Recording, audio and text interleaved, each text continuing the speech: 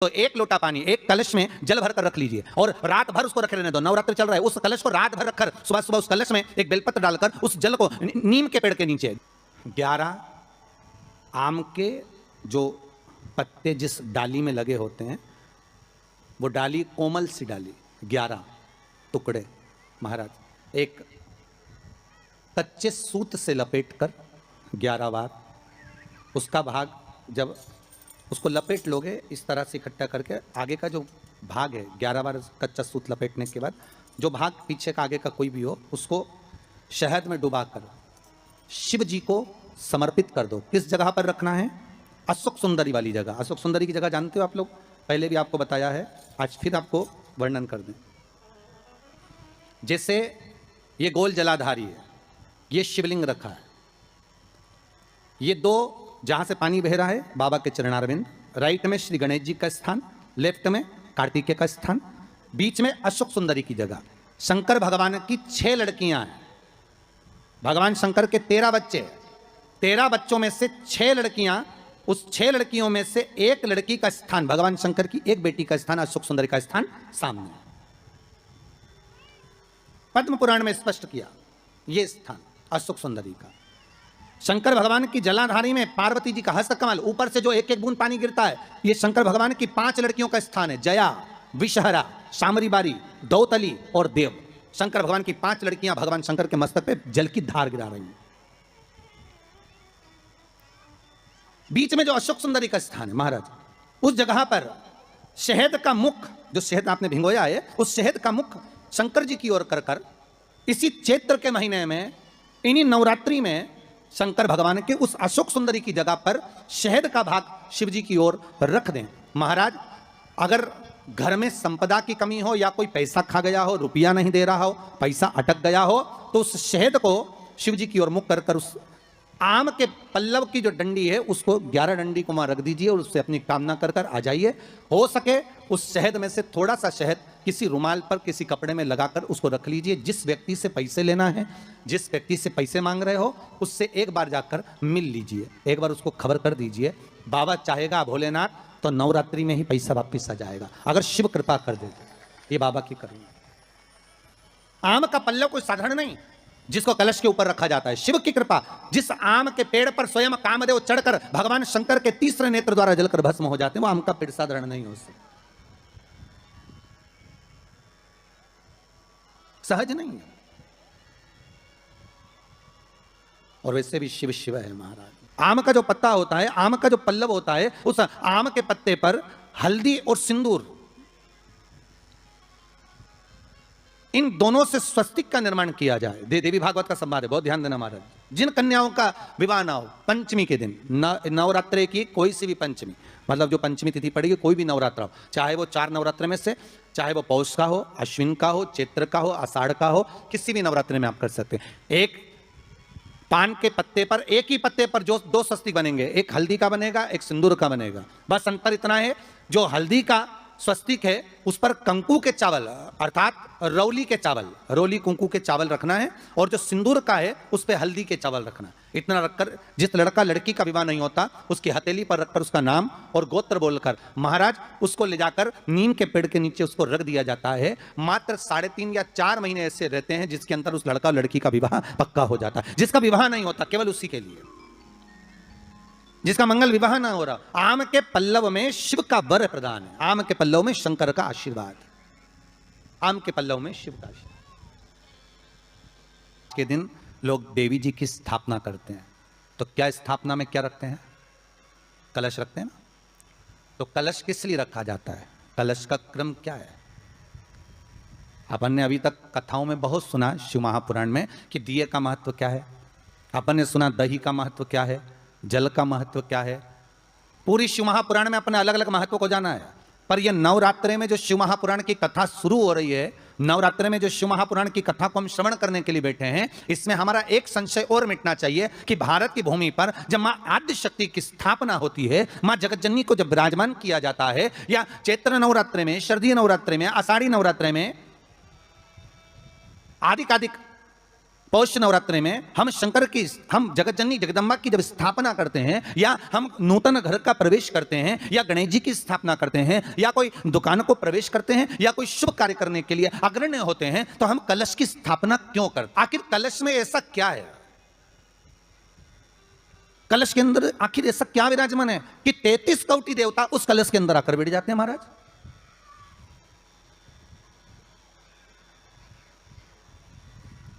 आप कोई यज्ञ करने जा रहे हो, आप कोई पोथी पुराण करने जा रहे हो, आप कोई अच्छा कार्य करने जा रहे हो, तो ब्राह्मण देवता कह देते कलश की स्थापना होगी, कलश की शोभा यात्रा निकलेगी, कलश यात्रा निकलेगी, कलश विराजमान होगा। और आज हर की पौड़ी पर, प्रयागराज में या उज्जैनी में, नासिक में जो बड़े बड़े कुंभ के मेले होते, कुंभ का मतलब भी तो कलश से होता है। उसकी महत्वता क्यों है? उस कुंभ की, उस घड़े की महत्वता कहां से प्रकट हो गई? शिव महापुराण की कथा कहती है महाराज, भगवान औघड़दानी शंकर स्वयं आद्य शक्ति जगदम्बा से कहते हैं कि जगदम्बा तू क्या चाहती है बोल। तो जगत जननी जगदम्बा कहती है कि जहां मैं हूं वहां शंकर है, ये आपने कह दिया, और जहां शंकर है वहां पार्वती का होना जरूरी है। उसके लिए सिद्ध करने के लिए एक स्थान ऐसा बनाया जाए जहां पर शंकर विराजमान है और शंकर के साथ पार्वती विराजमान है। तो शिव जी ने कहा पार्वती, उसके लिए मैं तुझे एक सुंदर कलश का निर्माण कर देता हूं। कितना सुंदर लिखा है देवी भागवत के अंदर कि जहां कलश की स्थापना होती है उस जगह पर किसी देवताओं को बुलाने की जरूरत नहीं होती। 33 कोटि देवता उस जगह पर स्वतः विराजमान हो जाते हैं। स्वयं 33 कोटि देवता स्वयं वहां विराजमान। और कितनी महत्वता कलश की महाराज। आप लोगों से भी निवेदन है, क्षेत्रीय प्रतिपदा है आज, जिनके घर में ज़्यादा रोग हो, बीमारी हो, ज़्यादा तकलीफें आ रही हों, कष्ट बढ़ रहा हो, बीमारियां बढ़ रही हों, या भय लग रहा हो, डर लग रहा हो, हृदय चित्त में कहीं ना कहीं आपको भय का भान हो रहा हो, तो एक लोटा पानी, एक कलश में जल भर कर रख लीजिए और रात भर उसको रखे रहने दो। नवरात्र चल रहा है, उस कलश को रात भर रखकर सुबह सुबह उस कलश में एक बेलपत्र डालकर उस जल को नीम के पेड़ के नीचे, जहां चैत्री नवरात्रि में नीम के पेड़ के नीचे सारी विद्याएं, आद्य शक्तियां, सारी देवी उस नीम के पेड़ के नीचे विराजमान रहती हैं। उस कलश में एक बेलपत्र डालकर रात भर रखकर उस जल को पूरे घर में घुमाकर उस नीम के पेड़ के नीचे समर्पित कर दीजिए महाराज। घर में भय लगना बंद हो जाएगा, कोई बड़ी बीमारी आपको घेरेगी नहीं और उस बीमारी से, उस रोग से आप मुक्त रहेंगे। उस बीमारी से, उस रोग से आप मुक्त पाएंगे, वो बीमारी आपको घेर नहीं। कलश का इस संसार सागर से उबरने के लिए हम भगवान की कथा को अपने हृदय में, अपनी चित्तवृत्ति में, अपने मन में उतार लें।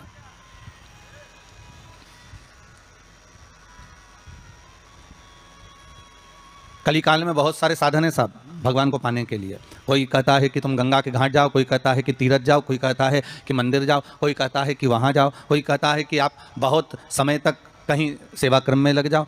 कली काल में बहुत सारे साधन बता दिए कि आप साधना भी कर सकते हो, आप तप भी कर सकते हो, आप घंटों तक नेत्र बंद कर भगवान को रिझा भी सकते हो। साधन बहुत बना दिए। पर शिव महापुराण कहते हैं, रामचरितमानस में तुलसीदास जी ने लिखा कि कलयुग केवल नाम आधारा।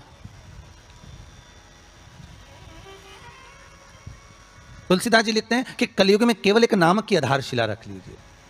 आप दूसरी आधारशिला में अगर डूब रहे हो, आप दूसरे भाव में डूब रहे हो कि भगवान मिलेगा, तो तुलसीदास जी कहते हैं केवल एक ही आधार बहुत भारी है कि कलयुग केवल नाम आधारा और सुमर सुमर नर उतरहि पारा। कलिकाल में एक नाम की आधारशिला हो और वो नाम परमात्मा का हो। जगत का नाम नहीं चाहिए हमें, संसार के नाम से हम नहीं तरने वाले हो। एक भगवान का नाम, एक राम नाम, एक कृष्ण नाम, एक शिव नाम, एक जगत जननी जगदम्बा का नाम, एक आद्य शक्ति का नाम अपने भीतर में हो।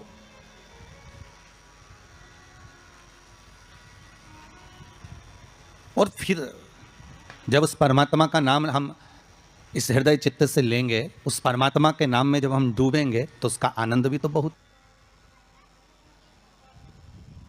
ध्यान देना महाराज। कलश का जो मुख होता है, उस मुख पर भगवान विष्णु का स्थान होता है। किसका स्थान है? भगवान विष्णु का।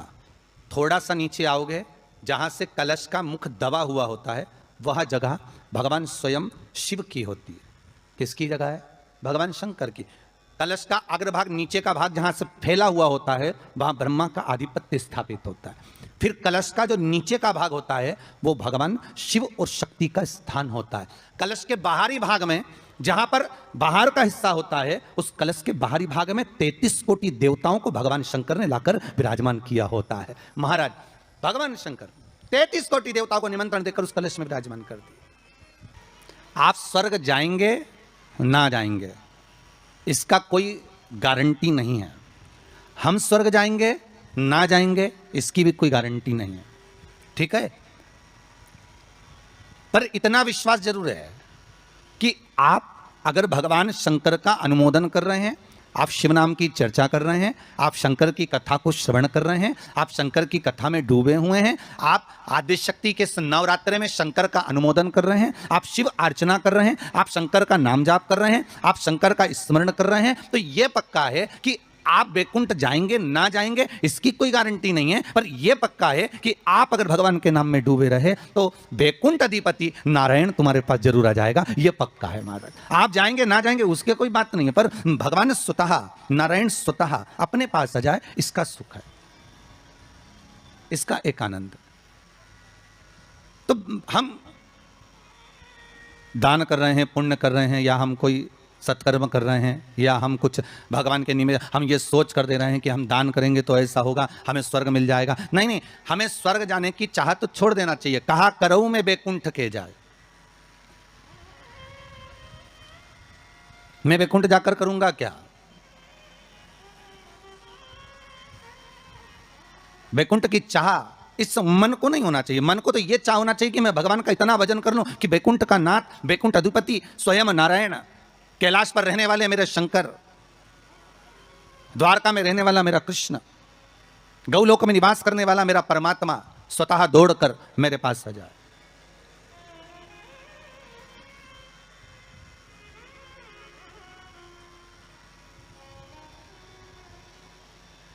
और उस परमात्मा को पाने के लिए महाराज केवल एक नाम का था। तो वैकुंठ आप जाएं या हम जाएं इसका कोई पक्का भरोसा या विश्वास नहीं, कोई ने लिख के भी नहीं दिया तुमको।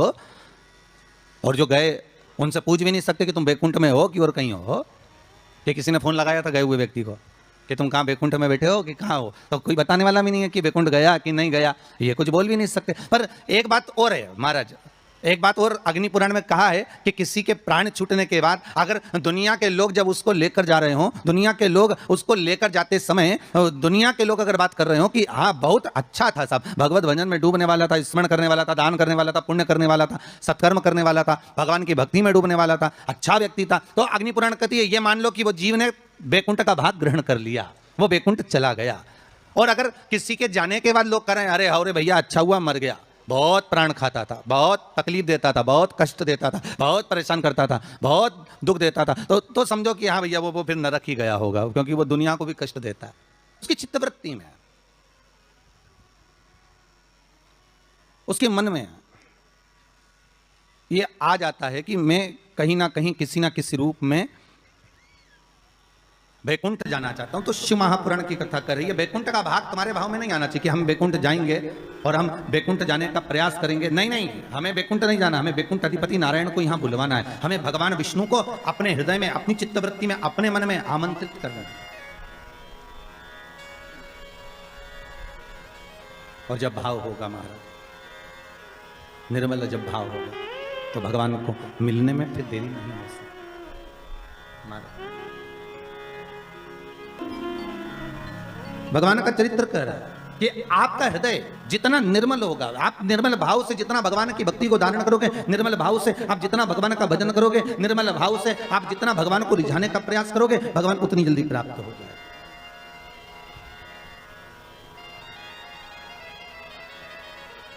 उतनी जल्दी।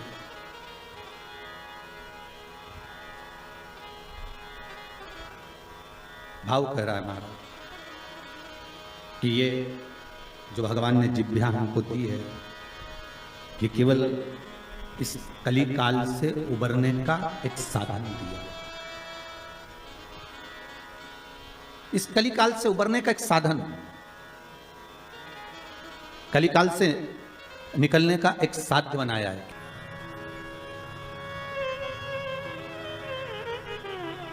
एक बार आदि शक्ति माँ जगत जननी जगदम्बा दुर्गा भवानी भगवान शंकर के पास जाती हैं और भगवान शिव से मां जगतजननी दुर्गा भवानी ने एक बात कही कि प्रभु सुनिए, मैं जहां जहां पर हूं, मां जगदम्बा कह रही कि मैं जहां जहां पर हूं प्रभु आप वहां वहां पर हो ना। शंकर जी बोले जहां शक्ति है वहां शिव है, मैं वहां पर हूं। तो जगतजननी जगदम्बा के मुख से निकल गया प्रभु फिर जहां पर शिव है वहां पर भी शक्ति है, जहां शंकर है वहां स्वयं आदि शक्ति जगदम्बा पार्वती, मैं वहीं पर हूं जहां पर। शंकर भगवान ने कहा सुन पार्वती, तू जहां पर है वहां पर शंकर है। मैं विश्वास रखकर इस वचन को निश्चित कर देता हूं कि जहां पार्वती है वहां शंकर है।